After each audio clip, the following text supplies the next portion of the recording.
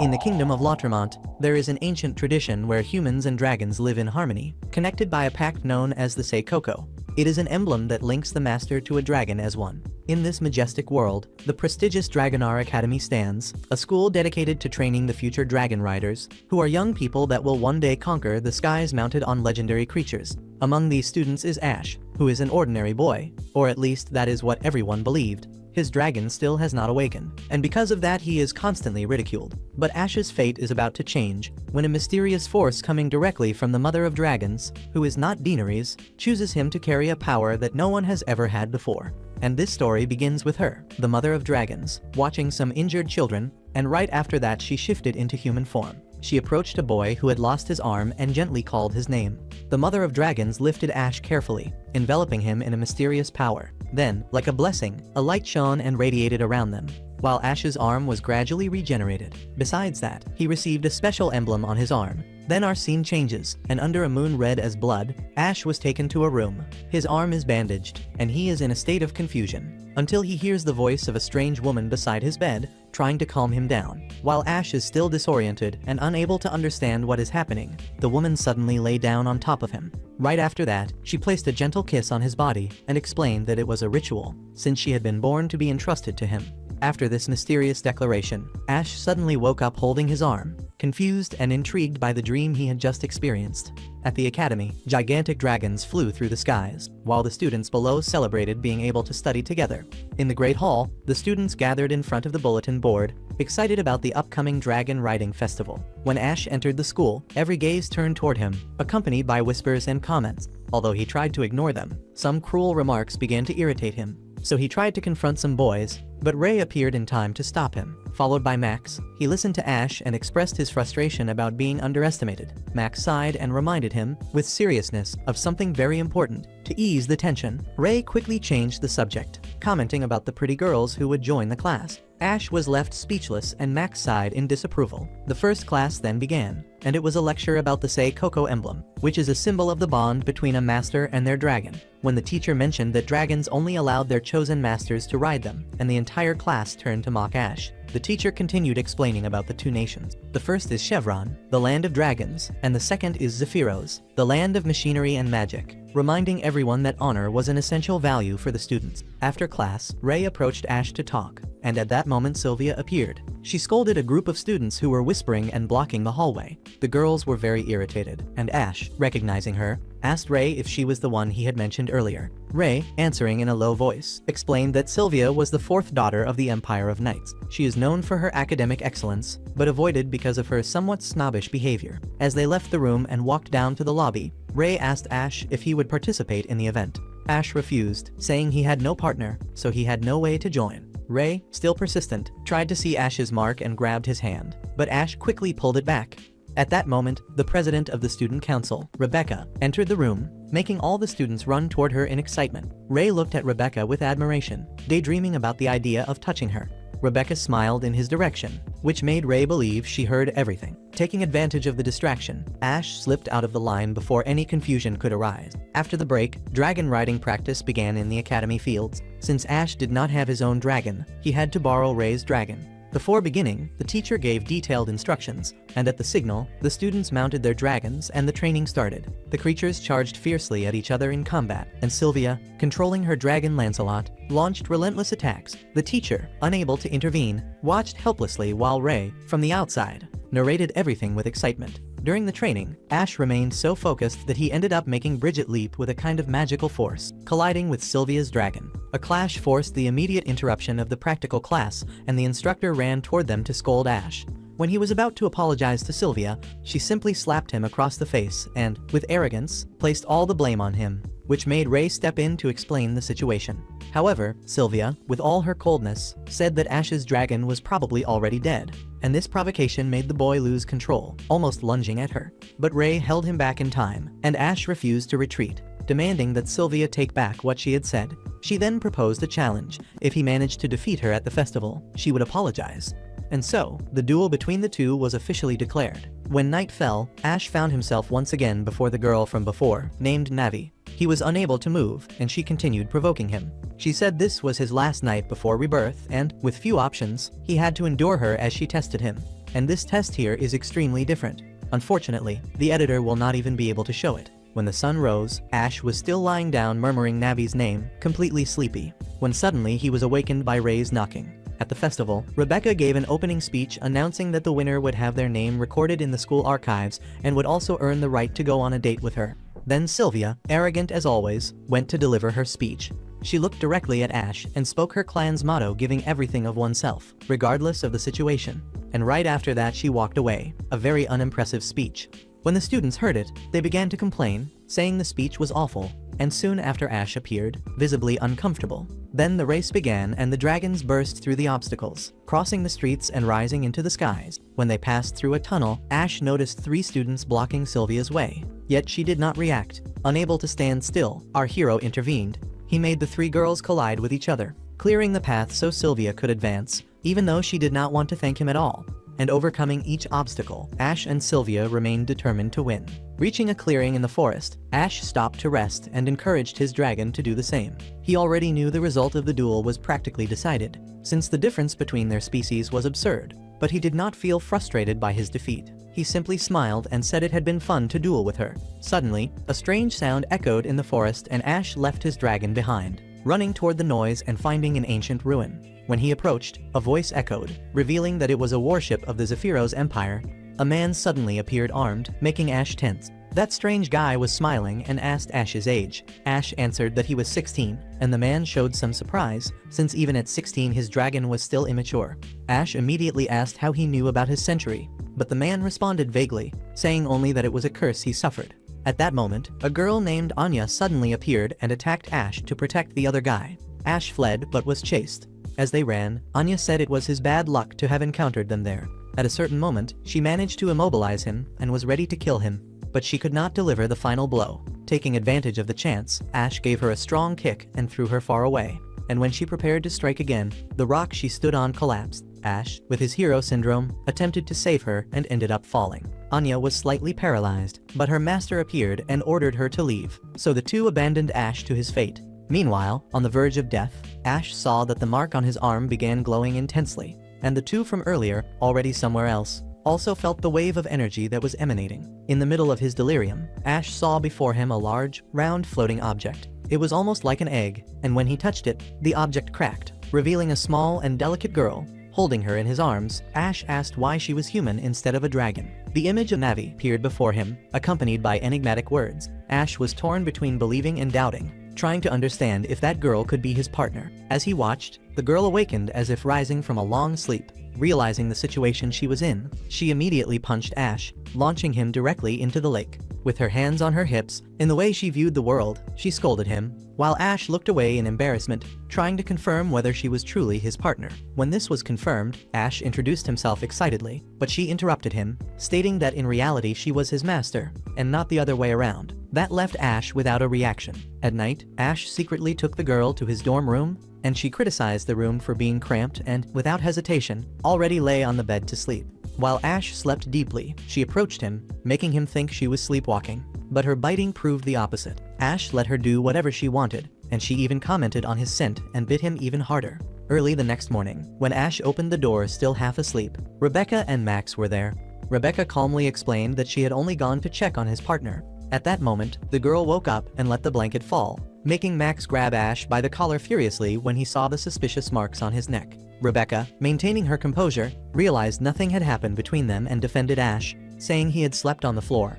The girl then declared that dragons did not need clothes, forcing Ash to cover her quickly with a blanket. Rebecca took her old clothes and handed them to the girl, going straight to the point. The Academy had requested that Professor Canwell help clarify the situation about Ash's partner. Max explained that this professor was a specialist in dragon examinations, and Rebecca advised Ash to keep the girl inside the room, and she reminded him that he needed to visit the Dragon Caretaker Support Office to receive his monthly allowance. Ash thanked her, and now, dressed in the new and eye-catching outfit, the dragon girl attracted every gaze on the street. She admired herself in front of the mirror, praising her own appearance while Ash watched with nothing to do. As he thought about what he could buy her for food, a crepe stall caught the dragon girl's attention. She said she was hungry since she had not eaten breakfast, and upon tasting the crepe for the first time, she was enchanted, and she declared she would eat it every morning. When Ash reminded her that dragons needed to eat meat, she suddenly weakened and collapsed into his arms, saying she felt hot. Panicking, Ash tried to take her to the infirmary, but she stopped him. Everyone around them was staring while the atmosphere between the two grew incredibly heated. When they were about to kiss, Sylvia and her maid suddenly appeared. Sylvia was furious, and when Ash, nervous, tried to explain himself, the girl sneezed suddenly, making Ash see something under Sylvia's skirt. She became enraged and punched him hard in the face. Sylvia, still furious about what had happened, found out that the crepe contained anter. This was a substance similar to Alpo, and feeding dragons with it was illegal. Cosette, Sylvia's maid, gave the girl a drink to reduce the concentration of the substance in her blood. Sylvia was indignant because Ash had forgotten something so important. The maid reminded him of the real reason they were there, and Sylvia, embarrassed, admitted she had been wrong when she said Ash's partner was dead. She apologized to him, and since she was the classic tsundere, she immediately got angry again and left without even looking at him. The maid Cosette said goodbye and left soon after. As Ash watched the two walk away, the girl pulled him back out of jealousy, scolding him. And soon, Ash noticed that someone was secretly observing him, and when he turned to look, the figure had already disappeared. After all that confusion, the two continued their shopping. In a women's clothing store, the clerk referred to the little girl as his younger sister. The dragon girl became furious, saying she was his master, not his sister. Soon after the shopping, Ash was exhausted and sat near a waterfall with the girl. During a conversation, he realized the dragon girl still did not have a name, and then he thought of calling her Echo, since that was the name of the first partner of the creator Rosa Maria. The moment she received the name, a wave of energy emanated from Echo's body. The mark on Ash's arm glowed intensely, and the contract between them was finally sealed, and their flows behind them became one. Soon after, Echo went to a nearby public restroom, unaware that she was being watched. While washing her hands, the mysterious person appeared behind her, holding a bottle with a dangerous liquid. The scene shifted to Sylvia and Cosette, who talked about what had happened earlier, with Sylvia trying to justify her actions in an awkward way. She then met Ash again, who was standing in front of the women's restroom, almost peeking. Then Sylvia instantly became furious and scolded him, clearly irritated by this embarrassing situation. Ash replied by saying that Echo was taking too long inside. The two decided to investigate and found Echo's piece of clothing and traces of Oron powder, clear evidence that she had been kidnapped. Ash remembered the strange sensation he felt earlier when he thought someone had been watching him. Sylvia noticed his intention to go search for Echo and helped him. Then, following Sylvia's instructions, Ash used his mark to activate the astral flow and determine where Echo was. His arm began to shine and butterflies appeared, guiding him toward the path where Echo was being held captive. When they arrived, he tried to open the door and Sylvia noticed a magic circle formed by misaligned stones on the stone columns. As soon as Ash managed to unlock the entrance, they rushed inside, unaware that the stones had begun to glow. Meanwhile, Echo woke up tightly bound, and the woman responsible for her kidnapping was Angela. She admired her power and revealed that her goal was to experiment on Echo to understand why some dragons assume human form. Then Angela decided to dissect her to obtain more answers about Echo's intelligence. However, Ash and his friends arrived in time, and Sylvia smashed the iron door, forcing Angela to stop. Enraged, Ash demanded explanations and Angela calmly replied, claiming that she was merely following orders from the academy. Sylvia recognized who she was, and Ash remembered Rebecca's words, unable to believe what was happening. Angela explained her motives, but Ash refused to accept them and demanded that she return Echo. Immediately, Angela revealed a reserve of Oron powder, her trump card, making the entire mansion tremble. Due to Oron's magnetic field, dragons could not approach, so she activated a magic circle that made the two girls fall asleep. Ash tried to resist the drowsiness, but ended up fainting as well. Even so, Angela's actions were not driven by malice. She did not want to harm anyone who possessed the mark of the dragons. She only wanted to dissect poor Echo. With tears in her eyes, Echo screamed loudly, activating her astral flow, which resonated when Ash awakened it. With a single movement of his arm, Ash shattered the magic circle, freeing everyone. Angela watched in shock as Ash approached with an overwhelming presence. Echo ran to him, crying uncontrollably, and instead of embracing the poor guy, she punched him. After this exhausting day, Ash returned to the dormitory and sat beside Echo, who slept peacefully. Still incredulous about everything that had happened, he gently stroked Echo's hair, feeling a strange sense of peace. The next morning at school, Ray ran up to Ash, curious about the rumors from the previous day. Ash panicked, thinking he was referring to Angela, but sighed in relief when he realized the subject was Sylvia. Even finding Ash's reaction suspicious, Ray decided to let it go. But then, neither Ash nor Sylvia expected Angela to become the new teacher of the class. While the rest of the room celebrated, the two were horrified in complete denial. At that moment, inside the student council room, Rebecca leaned close to Ash, then made a shocking announcement that left him speechless. She invited him to join the student council, and meanwhile, Sylvia took care of her Lancelot, softly expressing her gratitude for his presence, which allowed her to be a dragon trainer. Right after, she had flashbacks of her childhood promise to become a great dragon knight alongside Ash. As if sensing her shift in mood, the dragon Lancelot gently touched his head against Sylvia, trying to comfort her. But even with this affectionate gesture, Sylvia clenched her fists in frustration as she remembered Ash, who had ridden a dragon. Her thoughts were interrupted by the alarm. A dragon had escaped, and without hesitation, she ran to the place where the guards were gathered. There, she was informed that the dragon Strata had escaped, and returning to the awkward tension between Ash and Rebecca in the student council room, she noticed his discomfort and quickly mentioned the strange individuals he had encountered, as if trying to persuade him of something. Without giving him time to begin responding, Rebecca started explaining the misunderstanding of the Zephyrus Empire regarding the Academy. She then firmly emphasized the crucial role she herself played. Returning to a more serious tone, Rebecca formally invited Ash to join the student council, even with him still confused, not knowing what to say. Suddenly, the level 2 alarm sounded, putting both on high alert, and they ran to the window to assess the situation below. What the two saw was Sylvia trying to mount the dragon Strata, which left them both completely shocked. Rebecca calmly explained that Sylvia could not stand losing and wanted to surpass Ash at any cost. As soon as she finished speaking, she opened the window and leapt out, summoning her dragon Chelani and activating the Archeer armor he produced. Meanwhile, in the park, Echo was happily eating her crepes. At the same time, Ash still remembered Sylvia's defeated expression after Rebecca managed to subdue Strata. Seeing Ash distracted, Echo became angry and pulled his ear forcefully, making him scream in pain. Right after, she became intrigued by a crowd gathered around the statue of the hero Duhan. Ash explained the story behind that statue and the hero's past. Their playful scene was observed from afar by Anya, who silently followed them, worried about how she would explain everything to her master. Later, Rebecca took the group to the Dragon Claw Tavern to discuss the idea of a meetup during the Dragon Racing Festival. Meanwhile, on Anya's side, her master continued asking questions about the current situation in the city. While expressing admiration for how peaceful the place was, he pulled out a magic sword and invoked necromancy. His sudden appearance made Echo realize something was wrong. The citizens panicked and began fleeing from the overwhelming power of that beast. Without hesitation, Ash's group ran to the scene and discovered that the creature's flesh was rotting. The creature's destructive power left Sylvia paralyzed, and when she collapsed to the ground, Echo gathered all her courage and ran directly to face the necromancy head-on. In Ash's eyes, filled with shock and fear, the creature launched its tentacles, wrapping around Echo, tearing her clothes brutally, and immediately afterward, with a single strike, the creature nearly destroyed the entire city.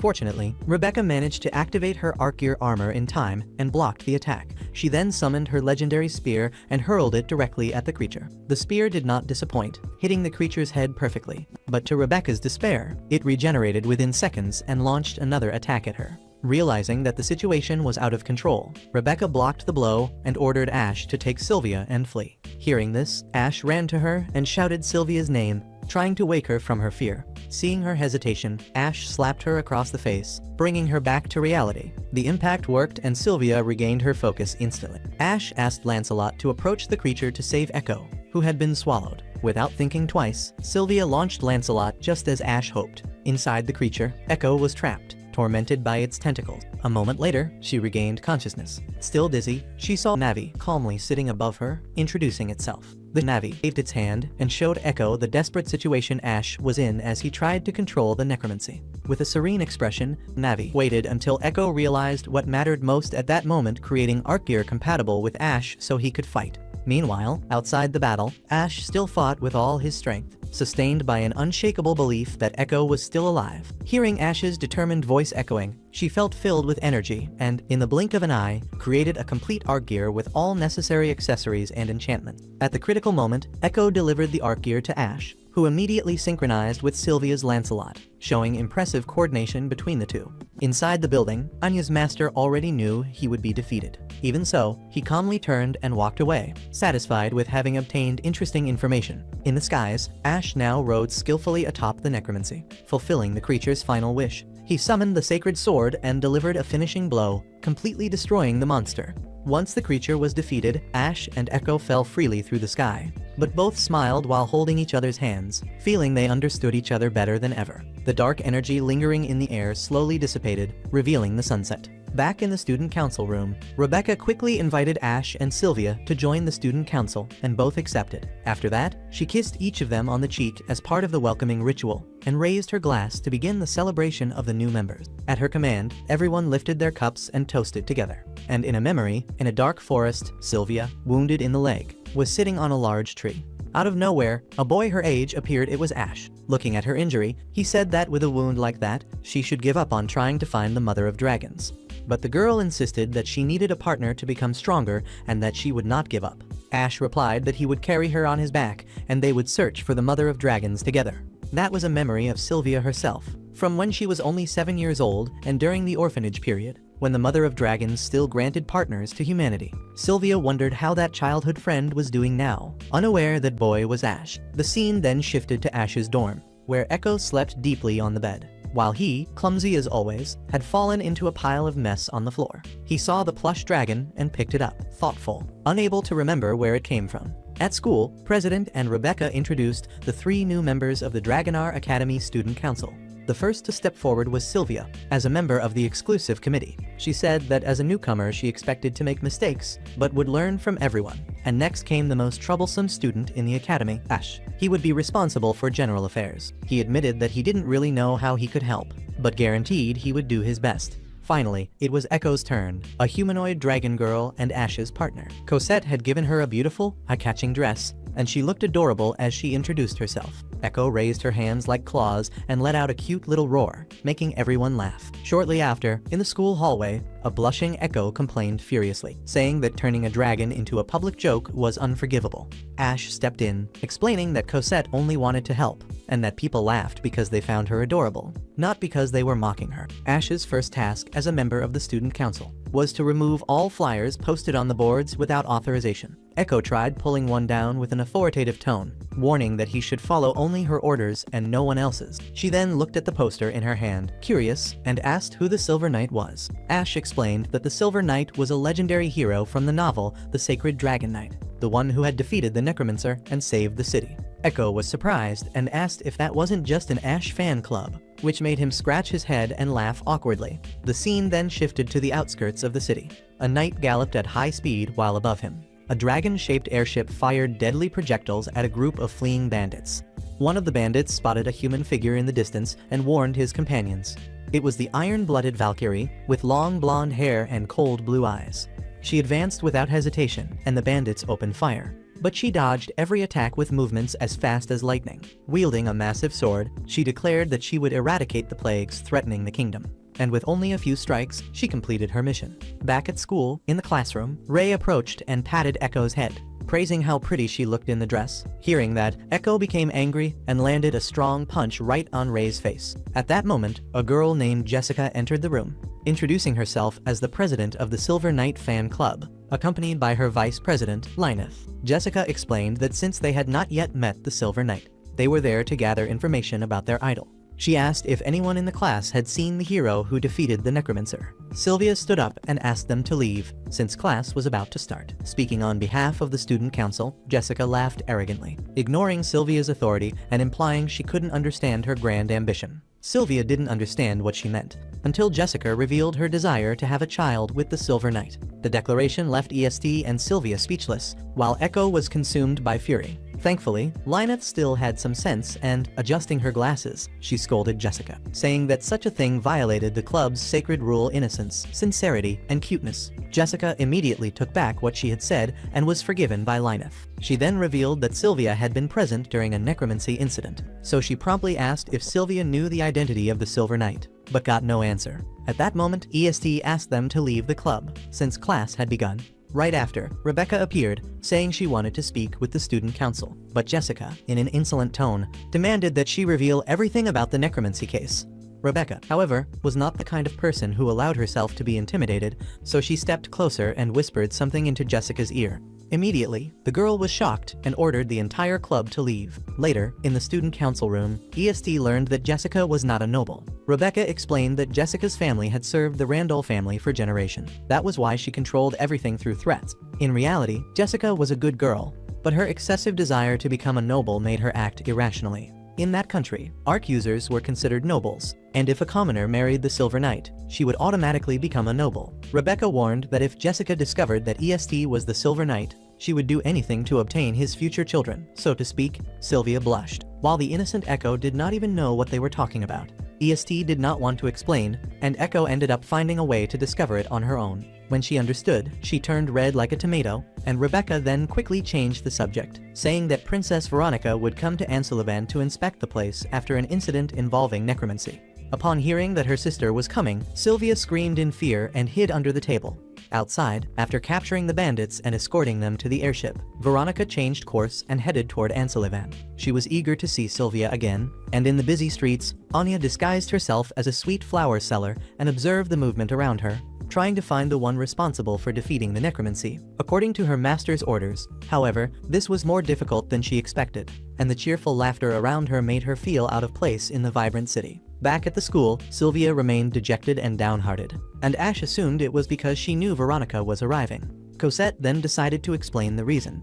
Although Veronica was not a dragon creator, she possessed superhuman strength and exceptional skill with swords, which earned her the title of Iron-Blooded Valkyrie. Because of her cruel nature, Veronica subjected Sylvia to countless brutal training sessions, and one of them involved surviving in the mountain. Since then, Veronica had become a terrible trauma in Sylvia's mind. After classes, Ash tried to comfort her, but Sylvia rejected him coldly. Later, in her room, under candlelight and the scent of lavender, Cosette played around and gave her a massage, helping her sleep better. The next morning, Sylvia changed clothes, remembering the promise she made to her childhood friend to become a great knight. At the castle gates, everyone waited respectfully for the arrival of the Grand Princess Veronica. Ash asked Echo to behave, promising to buy her a crepe if she obeyed. When he thought Sylvia would not come, she finally appeared, saying everything was fine, and joined the welcoming formation for Veronica. The Sylvanus, Veronica's personal warship, appeared in the sky, powered by an energy called Millennium, which is the fossil of a millennial dragon. When the vessel landed, everyone welcomed her with respect and reverence.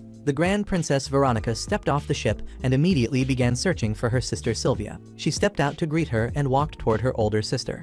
Although a long time had passed since they last saw each other, Veronica angrily accused her of deceiving her and attacked with her sword. Sylvia dodged quickly and, smiling, removed the mask, revealing that she was actually Cosette in disguise. At that moment, the real Sylvia appeared to offer her respects. Seeing her sister's severe expression, Sylvia trembled on the spot. Veronica punished her in front of everyone, striking her with her sword and tearing her sister's uniform. Embarrassed and humiliated, Sylvia lowered herself, trying to cover her body, while Veronica continued to insult and mock her. Cosette rushed to cover her with a coat, and Ash, unable to bear the scene, intervened. He questioned whether publicly humiliating a member of her own family was conduct worthy of a true knight.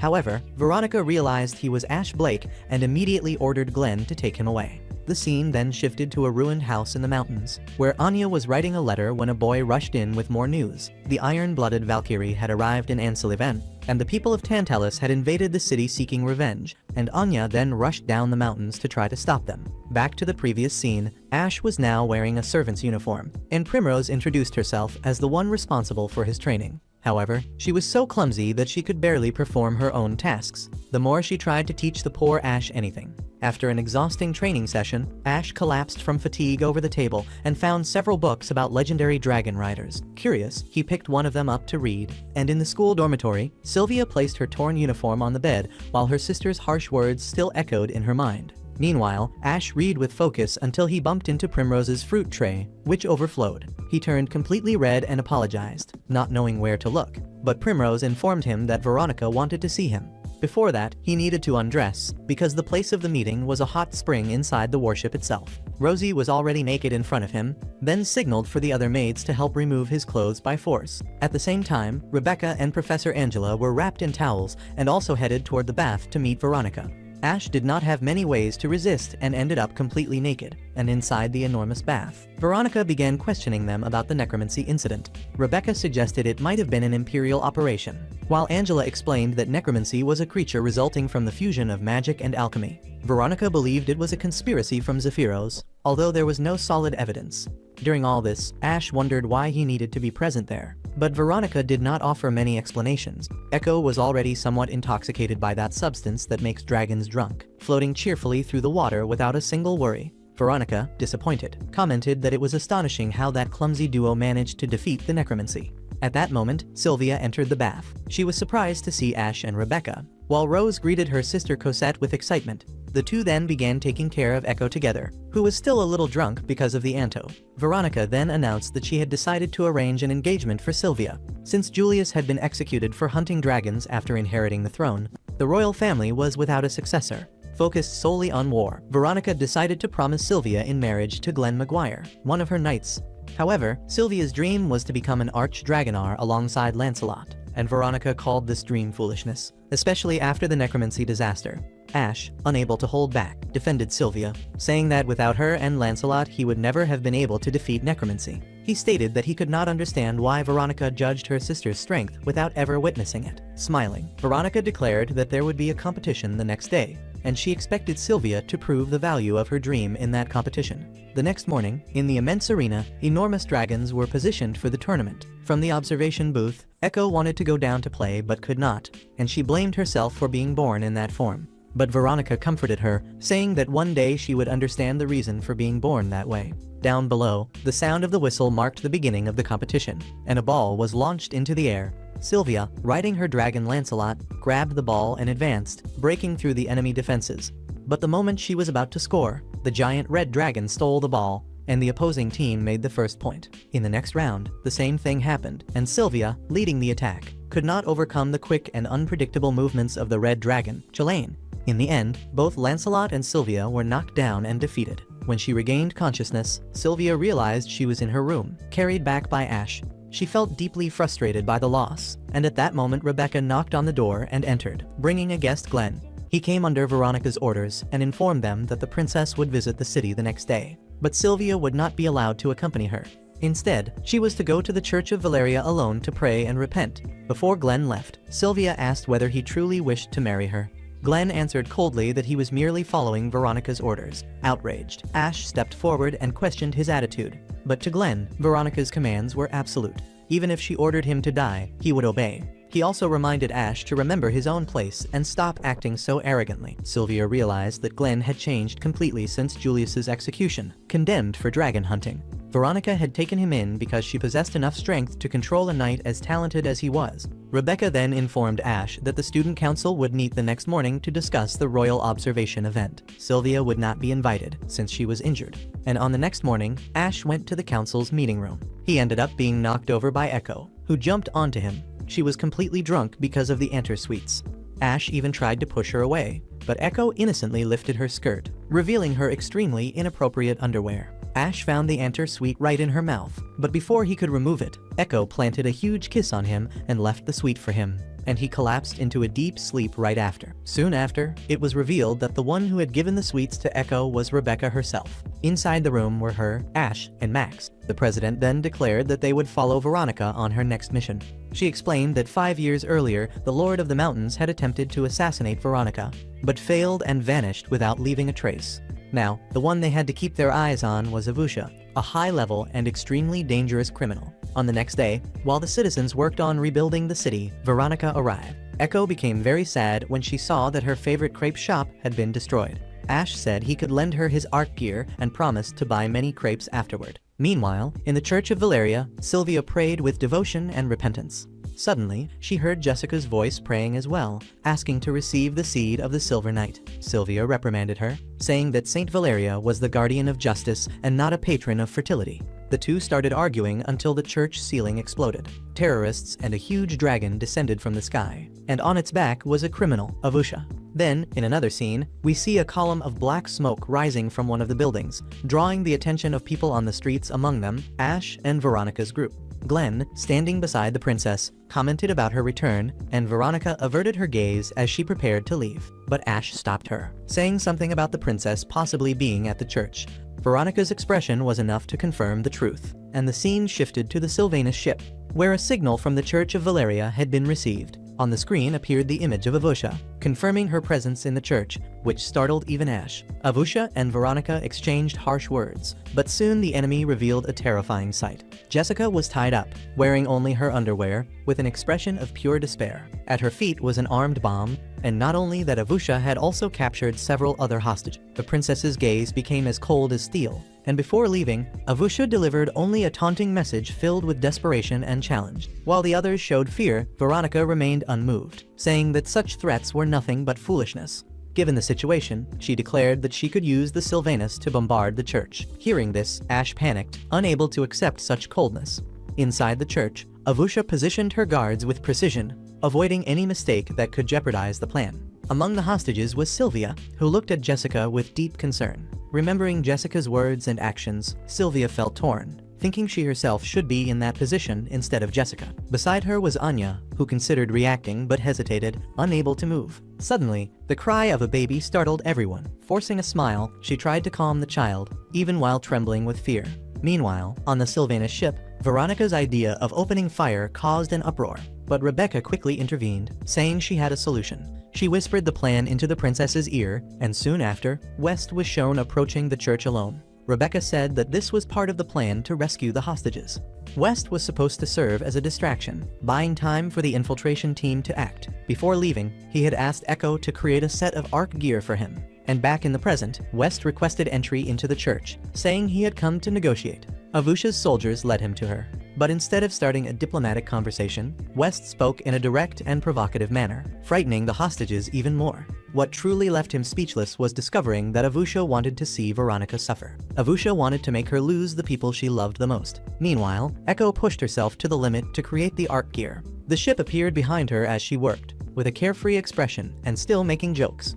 But building equipment capable of suppressing the impact of a nuclear-level bomb proved almost impossible. Back inside the church, the crying baby in Anya's arms caught Avusha's attention, and she ordered Anya to prepare food for her dragon. Ash tried to stop her, but was restrained by the soldiers, and at that moment, the vision of Anya about to become a sacrifice for the dragon became reality. So, out of nowhere, someone stepped in front of her, which surprised even Jessica. It was Sylvia. Facing Avusha's interrogation, Sylvia revealed her true identity as a princess, and everything that was happening was being broadcast through a device attached to Ash's body. The images were sent to the Sylvanus ship, where Veronica and the others were watching. Even so, Veronica thought it was foolish, completely ignoring the entire situation. With shining eyes, Avusha moved closer when she saw that Veronica's younger sister was there, willing to protect innocence and die with honor. Then she delivered a clean strike, not to kill, but to tear apart every piece of Sylvia's clothes. And that poor girl, she is constantly ending up without clothing. She was there with no strength, nearly collapsing to the floor.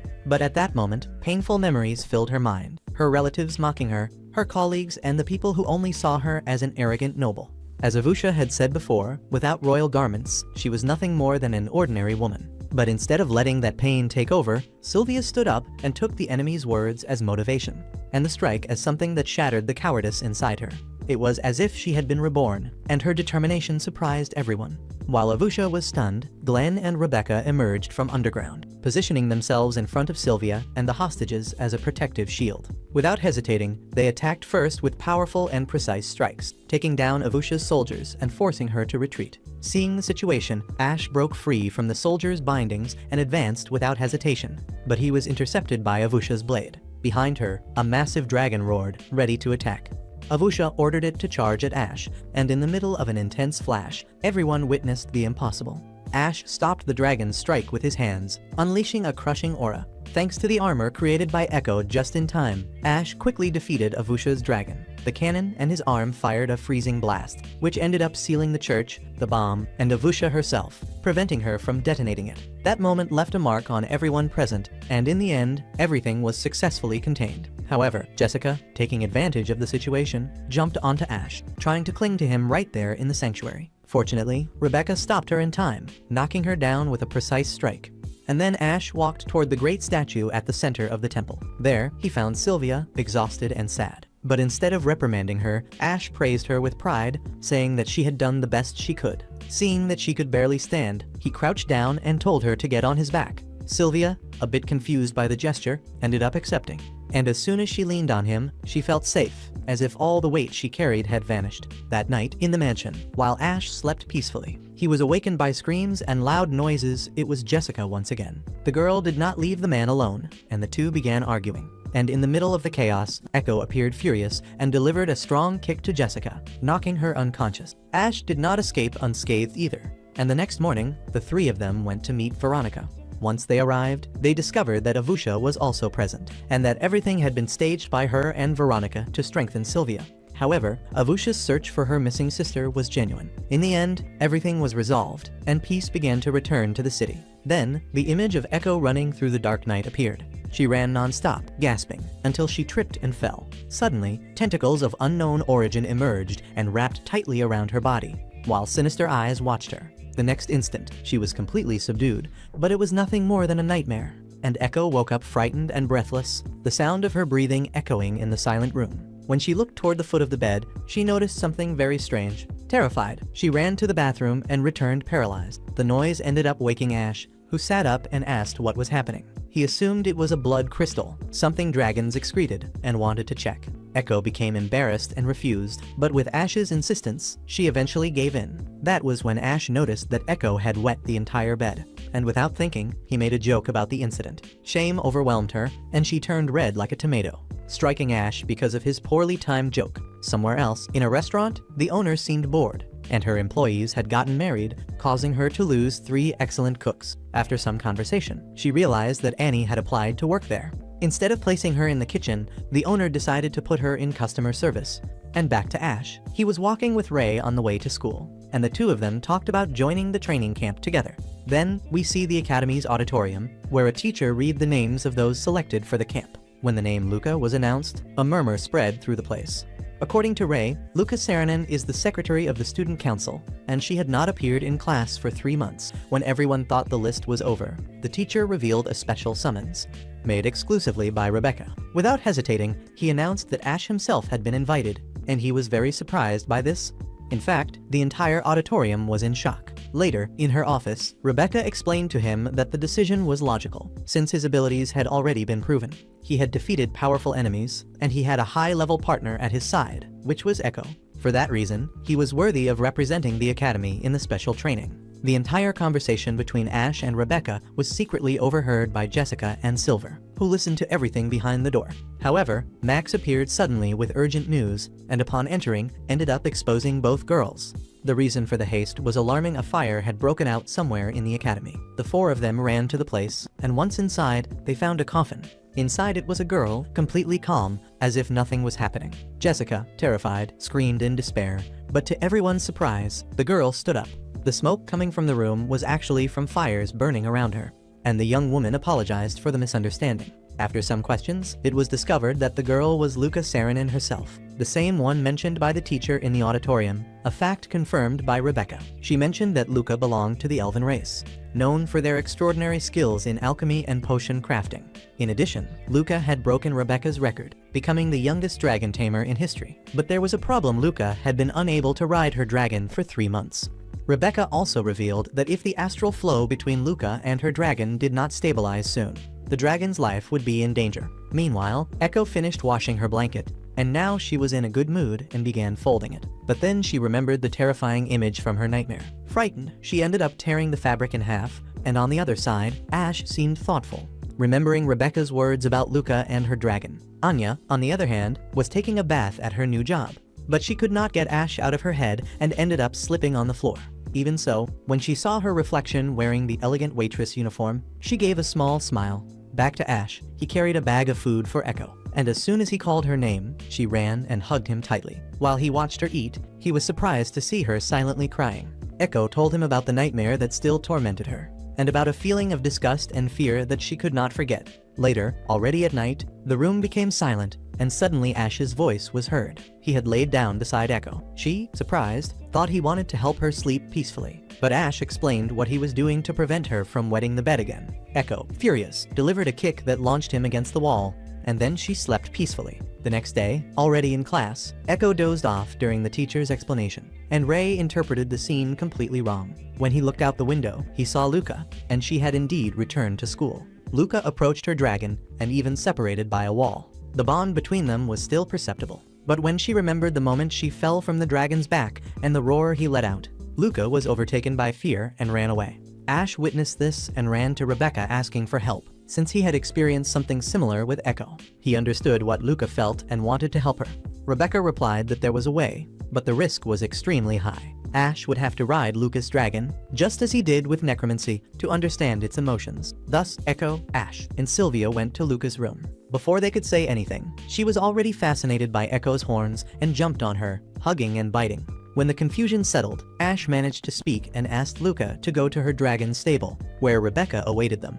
Luca, without any shame, changed clothes in front of everyone, leaving them embarrassed. Already at the stable, Rebecca asked her to approach the dragon once again, but she was overtaken by trauma and tried to flee. Rebecca stopped her and authorized Ash to approach her dragon, using his arch warrior created by Echo. The objective was to understand why Luca's dragon had rejected its master. But as soon as Ash approached, the dragon's roar echoed violently, and its fury launched him backward. With only one strike of its tail, the dragon destroyed the entire stable. For an instant, it seemed like it had escaped, but thanks to Rebecca's warning, Ash realized that the dragon was right above him, preparing a devastating attack. Right after that, the dragon plunged down with destructive power, shattering Ash's armor into pieces. His vision began to blur while Echo, Sylvia, and Rebecca screamed for him. That night, Ash deeply regretted not being able to help Luca and her dragon.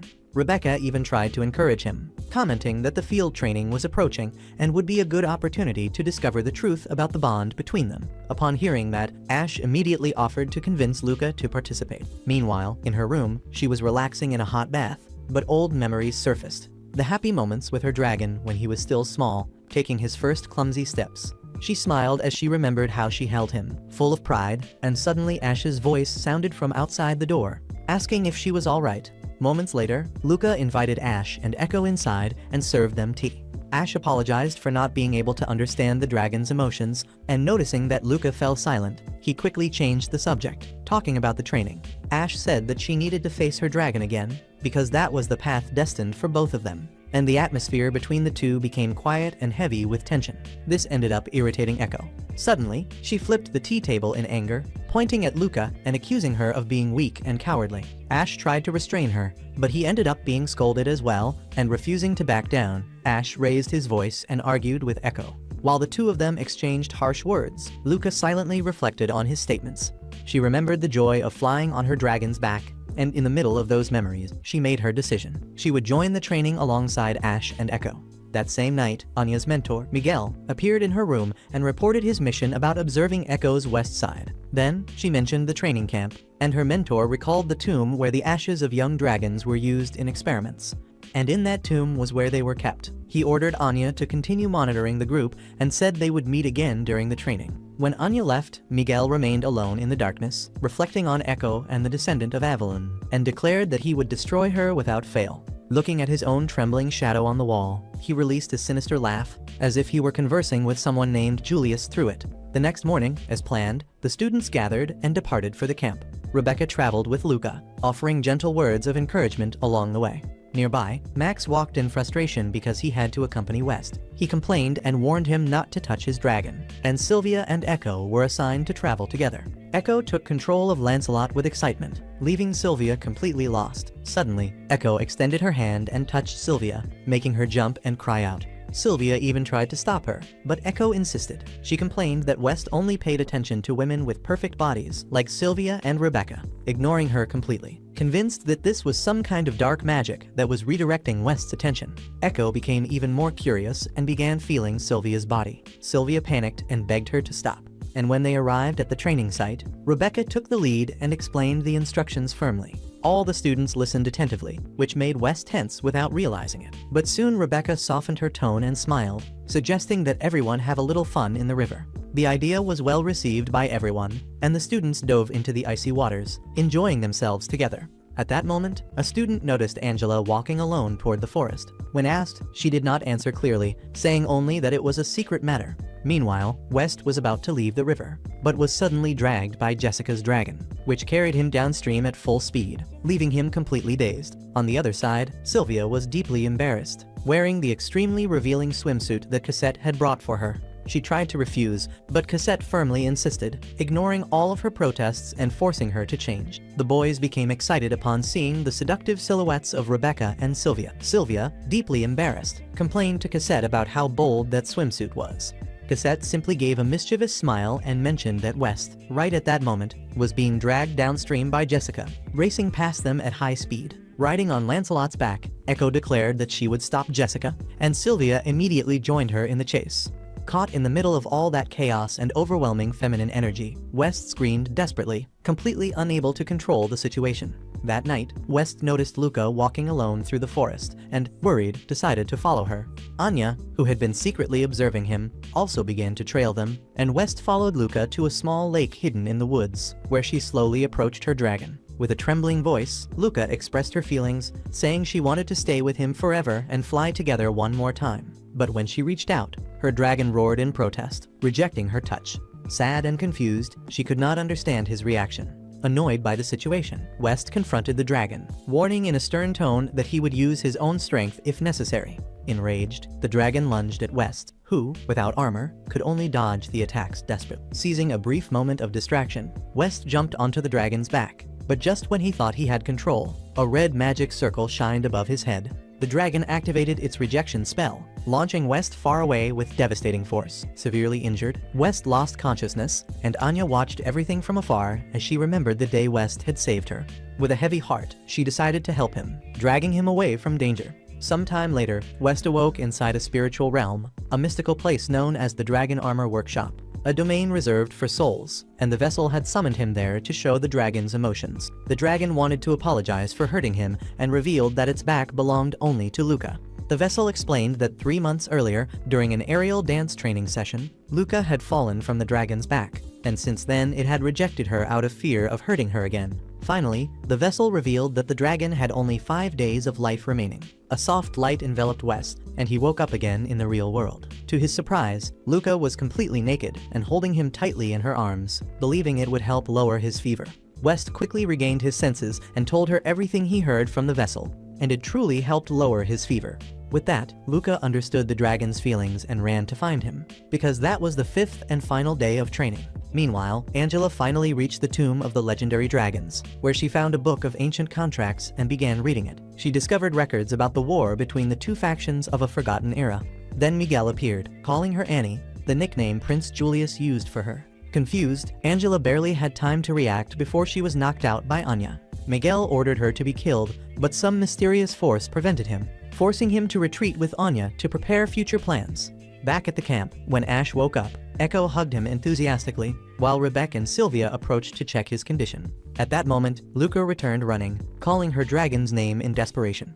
As planned, the other students enjoyed the celebration, but Ash, Sylvia, and Echo rushed out to search for Luca's missing dragon. A short time earlier, Luca had told them that her dragon had vanished and that the astral flow between them had been severed. Rebecca then mentioned Willihan's mausoleum, where a dragon named Nuada once broke its bond with its rider so he would not witness its death. She believed Luca's dragon might be doing the same, and Rebecca suggested postponing the ceremony and gathering her students around the mausoleum. But Ash opposed it. He wanted everyone to continue enjoying themselves, saying the search was his and Luca's responsibility. Determined, Ash ran toward the mysterious Willihan mausoleum. From above, Miguel saw the Lancelots flying over the forest and summoned something dark. When Ash and the others reached the entrance of the tomb, a powerful tremor shook the ground, leaving everyone on alert. Strange clouds began forming above them, and a growing sense of dread filled Echo, leaving her increasingly unsettled. Suddenly, the gates of the tomb opened, revealing cruel, red eyes. Back at the camp, the students also noticed a strange phenomenon in the distance, and Sylvia was suddenly captured by tentacles crawling all over her body. Thanks to the Lancelot, she managed to escape, still trembling with disgust and fright. While the corrupted dragons advanced toward the camp, Rebecca, confident in her own strength, led the students into battle. Knowing she could contain them, Ash and the others moved forward, entering the tomb, where an even fiercer fight awaited them. Inside the tomb, Ash asked Echo to hand him the armor so he could fight alongside everyone. Echo, worried about his physical condition, refused, fearing the weight would injure him even more. But after Ash insisted, she agreed to enter the spiritual forge to create a lighter version. Following the instructions, Ash held her tightly to protect her body, while Echo's spirit projected itself toward the Dragon Armor Workshop. Sometime later, they moved deeper inside the tomb, and suddenly Lancelot stopped, leaving Sylvia confused. Then Migos appeared, shocking everyone, and Sylvia firmly declared in the name of royalty that she would destroy him right there. but Migos only behaved with mockery, provoking her fury even more. With a cruel tone, he called her Sylvie, the same nickname used by her older brother, Prince Julius, who had been executed earlier. His words paralyzed her for a moment, reviving painful memories. He then turned his gaze toward Ash and the Princess of Avalon, Echo, provoking Ash's wrath as he shouted, demanding answers. Instead of answering, he began talking about the colossal dragon that had just awakened Nuada, now transformed into a monstrous creature with red eyes and overflowing rage. Meanwhile, in the spiritual workshop, Echo faced the vessel seriously. She wanted to borrow a pre-built armor model to reconstruct it, since there was no time to forge a new one from scratch. The vessel even agreed, but imposed one condition. Echo would eventually have to hand the original armor to Ash, which meant offering body and soul to him. Although reluctant, Echo accepted. While she searched for the ideal armor, the vessel received a warning that Ash was in danger. She immediately accelerated the process, sending the complete equipment. At the camp, the students were being attacked by several tentacles, and Jessica was also captured, trapped and suffocated. But her dragon saved her at the last moment. Rebecca, on the other hand, fought alone against a horde of dragons, and inside the tomb Sylvia struggled to escape the tentacles, believing she could calm Nuada with her pure heart. Luca, weak and exhausted, was also captured and immobilized, screaming in despair. The tentacles grabbed Echo as well, tearing her from Ash's arms. They coiled around her body. But in the midst of danger, Echo finally awakened her true power. Smiling to reassure Ash, she released a spell of divine light, illuminating the entire chamber and annihilating the tentacles in a purifying flash. Migos watched in awe, praising her radiant brilliance, but before he could react, Ash emerged from the lights and attacked him head-on. While Sylvia focused on restraining Nuada, Ash took the chance to confront Migos. Using the petrification magic of his armor, he attempted to immobilize the dragons guarding the enemy, but the man dodged effortlessly, advancing with superhuman speed and striking Ash with enough force to shatter most of his armor. Even wounded, Ash did not hesitate. He managed to counterattack and petrify Migos' arm during a brief opening in his defense. Soon after, Sylvia reappeared, having succeeded in calming the dragon and preventing Migos from reacting. But without hesitation, he tore off his own petrified arm and fled, leaving everyone stunned by his coldness. Back at the training grounds, the battle still raged, and Luca watched in anguish, feeling useless for not being able to help. Lancelot was exhausted after the fight and no longer had strength to battle. Overcome by guilt, Luca held Ash's hand and, in a sudden impulse, jumped off the cliff with him, determined to follow him to the end. Luca, resolute, expressed her wish for Ash to remain by her side so she could gather courage and support the other apprentices. Then, her confidence blossomed again, and lifting her gaze toward the sky, Luca began calling her dragon, channeling through the astral flow her emotions and pleading for him to return and fight by her side. Meanwhile, at the camp, the students were at their limit, surrounded by increasingly violent enemies. Rebecca, sweating and exhausted, could not find an effective strategy to deal with the feral dragons that kept multiplying. Suddenly, an intense light shone on the horizon, capturing everyone's attention. Luca's dragon carried Ash and flew at high speed back to the training grounds. Standing on the dragon's back, Luca began the dragon dance, a traditional movement of her family. Mysterious blue lights filled the night sky and beams of light fell like rain, purifying the corrupted dragons and saving their surrounded apprentices. The students were emotional, and Rebecca, deeply proud, watched Luca with admiration and courage, who now radiated a strength worthy of a true knight. Elsewhere, Miguel reported everything to a shadowy figure who only smiled with malice, claiming he would personally eliminate anyone who opposed him at the approaching National Congress. The next morning, everyone celebrated the victory in front of the tomb, and suddenly a messenger appeared, delivering a letter to Sylvia. It was a direct summons from her father. He requested her presence at the Continental Congress and also asked her to bring Ash and Echo. Ash was confused, but soon Lancelot was flying majestically, carrying Sylvia, Ash, and Echo toward their new destination. With a calm voice, Sylvia explained that the Continental Congress would be led by the Lotherman faction this time. Ash, intrigued, asked why he and Echo needed to attend something so important. Before he finished speaking, Echo was already excited, saying she had heard about Fontaine City and its famous magical pancakes, and she could barely contain her enthusiasm. While the three talked cheerfully, Sylvia announced they had arrived. Upon entering the palace, the servants lined up respectfully, greeting Sylvia's return. Soon after, Frietta approached, informing her that another young man was waiting. Even wishing to accompany Ash and Echo on an outing, Sylvia had to prioritize her duties. But before leaving, she gave detailed instructions to both of them. Following her guidance, Frietta led Ash and Echo on a tour through the castle's most important sector. When they reached Veronica's room, Echo became irritated with Frietta's stern tone and advanced toward her. But Ash quickly intervened, As the door opened, Primrose's cleaning bucket tipped over, spilling water on all of them. Desperate, Primrose apologized repeatedly, while Frieda scolded her angrily. Frightened, Rosie nervously muttered that she hated getting her clothes wet during cleaning, which only worsened the atmosphere. Soon after, the four changed clothes, and Frieda assigned Rosie to look after the two. However, when she stepped away, a small incident left Frieda extremely embarrassed, and seeing that, Echo quickly covered Ash's eyes, preventing him from seeing too much. Meanwhile, Sylvia opened the door to Oswald's office, and when he rushed out, he accidentally took a punch from the princess's reflexes. Instead of getting angry, Oswald smiled enthusiastically, saying she reminded him of his late wife. Soon, the two were seated at the table, speaking seriously about the Continental Congress. Sylvia was puzzled as to why Ash and Echo had been invited, but Oswald only answered with a smile, saying he wanted something to distract himself, leaving her speechless. Meanwhile, in Veronica's room, Ash and Echo finished tidying up. And noticing Echo's curious gaze, Ash approached with a smile and invited her to explore the city by his side. At that moment, Sylvia and Oswald adopted serious and somber expressions as they mentioned the exiled older brother.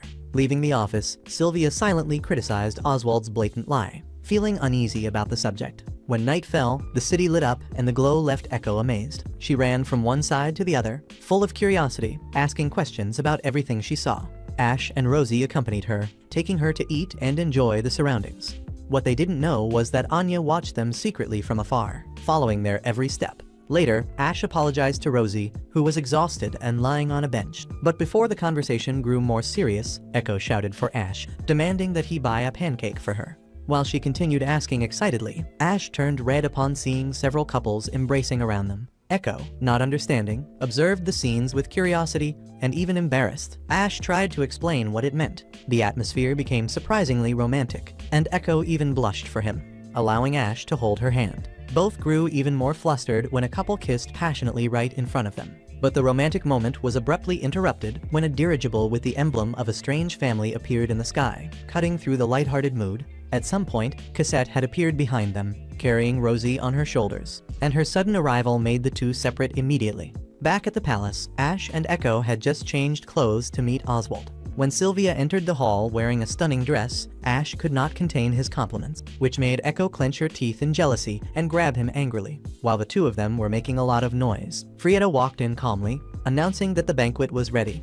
Right after that, everyone gathered before Oswald, who welcomed them warmly with the kindness of a true king. Ash turned pale when he saw King Oswald bow and thanked him deeply for the actions that had resolved the most recent incidents, both involving the church and the necromancy. Before Ash could react, Oswald announced that from that day on, Ash would be officially recognized as a Dragonar, leaving everyone speechless. With a composed expression, Oswald stated that Ash was worthy of the title and then took the sword from Frieda's hands to formally grant him the rank. Sylvia, watching from afar, blushed as she realized Ash could now marry someone from the nobility. Later, during the banquet, Oswald calmly answered Sylvia's question about the absence of the Sephiroth Empire at the Congress. Before shifting his tone, he seemed genuinely excited to learn that Ash and Echo would attend the masquerade ball the following night. But in a matter of seconds, his tone changed again, and he began questioning Ash about his relationship with Sylvia. Embarrassed, Ash denied it without hesitation, making Sylvia turn her face away, red with anger and shame, unable to look at him again.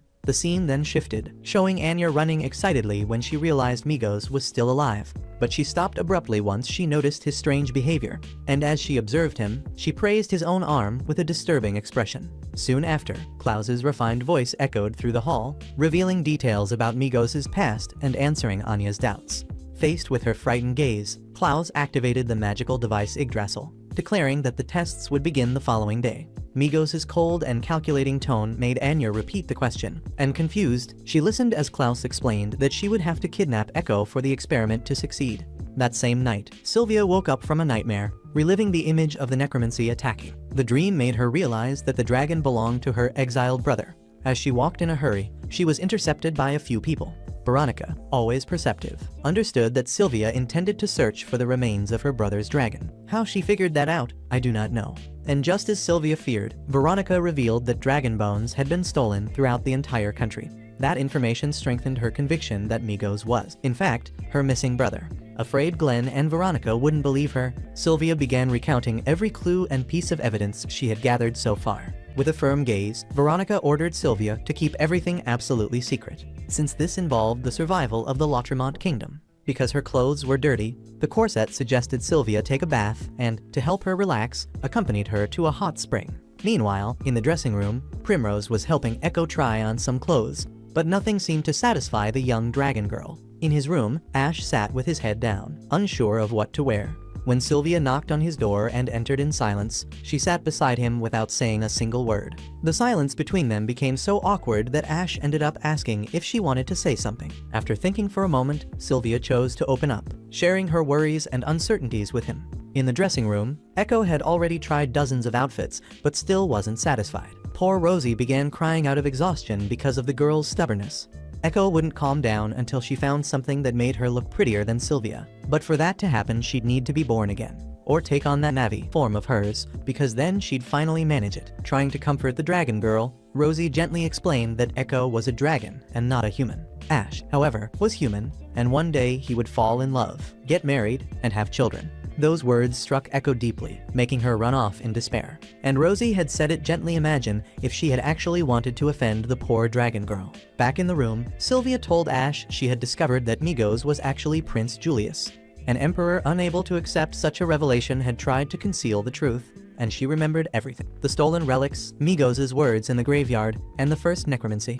Everything pointed in the same direction, but now that she knew her brother was alive, she no longer knew what to do. Ash tried to comfort her by telling his own story. He said that when his sister was born, his father left, so he asked his mother why. She only said she would explain when he was older, and with that, Ash advised Sylvia not to dwell on the past, and if something tormented her, she should seek the answers directly. The atmosphere between the two began to lighten until a thunderclap roared outside. Sylvia screamed in fright and clung to Ash, and the two fell onto the bed together. When the noise faded, Ash tried to get up and pull away, but her weight made her slip again, falling right on top of him. In that moment, a button on her dress came loose, revealing the dragon crest on her chest. Ash froze, completely flustered, not knowing what to do, and a whole setup for a happy ending was about to unfold. Sylvia whispered something shyly, as if giving him permission to get closer. Ash leaned in slowly, but before anything could happen, he had to remember this was an all-ages anime. So someone knocked on the door. It was Cassette, informing them that the princess's ceremonial outfit was ready.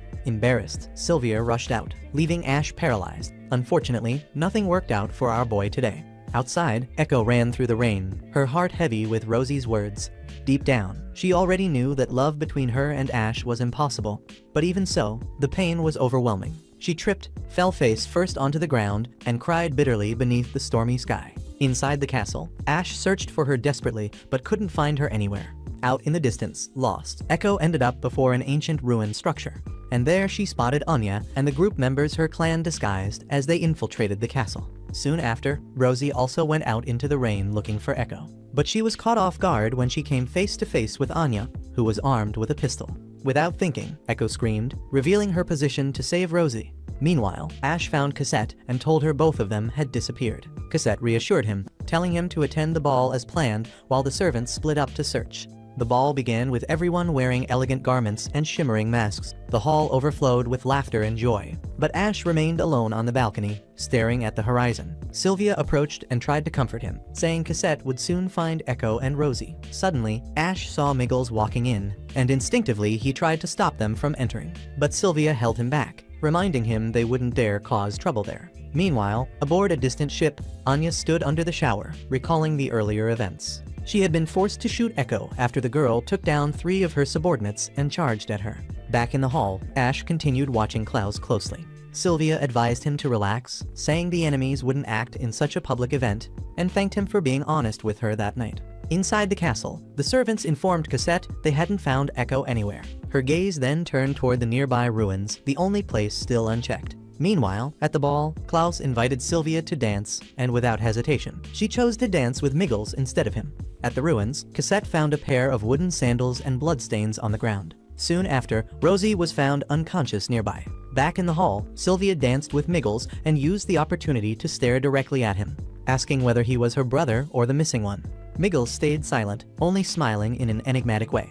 After the dance, Cassette rushed in, announcing that Rosie had been found. Everyone followed to the resting room to question her, and with tears in her eyes, Rosie confessed her regret. Her words had hurt Echo, driving her to run away, and Sylvia scolded her firmly, saying that Echo was a dragon by birth but had a human form. If she were in Echo's place, she would also feel confused and frightened for being different. Then Rosie revealed something far worse: Echo had been kidnapped. The Raptors were wearing castle servant uniforms, but one of the people was clearly a girl from Miggles's tribe. Filled with anger, Ash tried to confront him immediately, but Sylvia stopped him, analyzing the situation coldly. They had captured Echo, but hadn't harmed her, which meant they needed her alive, and the most logical hiding place would be Klaus's ship, the Beowulf. Meanwhile, inside the Beowulf, a cruel and inhuman experiment had begun.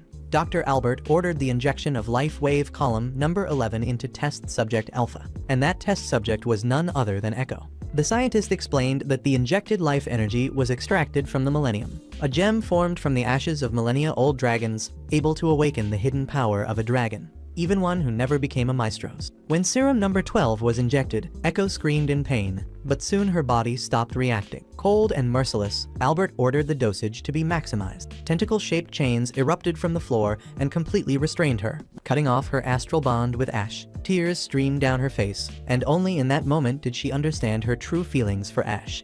The flow of final energy spiraled out of control, and the Yggdrasil system exploded. The machines burst apart, and light engulfed the entire laboratory, and the emblem of the sacred dragon glowed intensely on Echo's body. In the skies, Sylvia and Ash, riding on Lancelot, were flying toward the ship when they saw the colossal explosion. The symbol on Ash's arm began to burn, confirming that something terrible had happened to Echo. Suddenly, a gigantic dragon egg emerged in the sky, marked with the same emblem on Ash's arm. He asked if Echo was inside it, and Ash begged Sylvia to help him save her. She tried ordering Lancelot to fly toward the egg, but he refused to obey. Maestros from the entire region began flying toward the egg, drawn by its energy. Then the shell cracked open, releasing a divine light, and Ash immediately knew that this was Echo. Meanwhile, Veronica walked through the palace corridors discussing state affairs, while outside, the guests at the ball watched in shock as the celestial spectacle unfolded in the sky. Klaus tried to blame the chaos for the tragedy in Latremont, twisting the facts to protect his plans. As the dragon advanced, the people ran in terror through the streets. It was then that Veronica found Julius, who revealed he was no longer himself. The voice speaking now belonged to another consciousness, a being that inhabited Prince Julius's body, the true heir of the Shadow Kingdom of Nyalania, a nation that had waged war for centuries against the Empire of Avalon. These two bloodlines had once split from the ancient wise Dragon King, and now the balance between them was about to collapse. Julius explained that he had discovered the existence of Modred, who had taken his shadow and started haunting him. Modred himself revealed his insane desire to turn humans into mere pets. Driven by fury, Glenn attacked Modred, believing that he was the real culprit behind everything and that Julius had been unjustly accused. But the blow was useless. Modred only smiled and, walking slowly, abandoned Julius's body and fused with the dragon before them. Veronica tried to stop him, but she was swallowed by darkness and, inside it, her body was humiliated and stripped, treated like a worthless toy. Before fully losing consciousness, she saw Julius appear again, warning that Modred now controlled Echo's body. Soon after, Glenn also arrived, reminding them of the only hope they had left. Meanwhile, Ash called out to Echo, trying to reach her, but her body was already under Modred's control, transformed into something monstrous. Inside her, Knave rose with serenity, facing the creature that spoke in a warped voice, asking if she was Dragoworf. He demanded that she hand over her knowledge so he could be reborn as the King of Darkness. Knave refused, saying she supported the princess and the Knights of Avalon, and praised Ash, saying he was far more worthy than Modred. Enraged, Modred summoned tentacles once again to destroy her, and I'm sure the author really likes tentacles. Outside, Echo was still possessed and rising into the skies, radiating chaotic energy. West even tried to run to save her, but Sylvian stopped him, and in that instant, Veronica appeared with Julius and Glenn, and the truth finally came out. That was no longer Miguel, it was the real Julius. Then he laid out a plan. First, they needed to expel Modred from Echo's body, and as long as Knave resisted inside her, Modred wouldn't be able to fully regenerate. That would be their chance to bring her back. He explained that over time Modred inherited his memories, but in return, he also inherited Modred's memories. That was how he deceived Veronica and obtained the Beowulf ship, blackmailing her with a secret she could never reveal. In the skies, Ash approached Echo, but sensing danger, she fired a destructive beam of light. Julius, now piloting the Beowulf, dodged skillfully, while inside Echo, Knave conjured chains of light to restrain Modred. Trapped inside a spiritual cage, Ash continued fighting desperately to reach her. Knave then appeared before Echo, touching her forehead and sharing part of her knowledge. She showed her the image of Ash desperately trying to save her, and with tears in her eyes, Echo found courage. Satisfied with her choice, Nave shattered the cage, telling her that as the Princess of Avalon, she would have to create a bow worthy of her knight. Outside, Echo's body, still under Modred's control, was firing destructive beams of light. Ash was hit, but Luca appeared just in time to save him, and soon everyone joined in, striking Modred in sync to clear a path to Echo. Luca sent his dragon into a low-altitude dive, allowing Ash to leap straight toward the light. But as he approached, Modred unleashed one final blast, sending Ash into another dimension. There, surrounded by mist, Echo appeared before him and held his hand. She managed to create the arc gear that would save him, and even though it was incomplete, he summoned the legendary Excalibur. Modred attacked again, but Ash blocked it with ease and, with a powerful leap, he advanced and sliced off the enemy's horns, making Modred scream in agony. The colossal body of the beast dissolved and the sky cleared, and Echo returned to her human form. Ash held her tightly, and together they returned safely to the others.